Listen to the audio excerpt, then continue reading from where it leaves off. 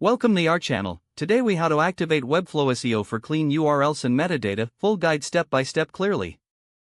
To activate Webflow SEO for clean URLs and metadata, start by logging into your Webflow account. Open the project you want to optimize for SEO.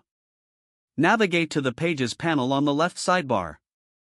Select the page you want to edit. Click on the gear icon to open the page settings. In the Settings menu, locate the SEO Settings section. To create clean URLs, input a simple and relevant slug in the slug field. Ensure that there are no unnecessary words or characters in the slug. Next, move to the meta title field. Craft a concise and descriptive title that reflects the content of the page. Keep it under 60 characters for optimal display in search results. In the meta description field, write a brief summary of the page content. Aim for around 150 characters to ensure that the description is fully visible in search results. Ensure that both the title and description include relevant keywords for better search visibility. Scroll down to the Open Graph settings if you want to customize social sharing.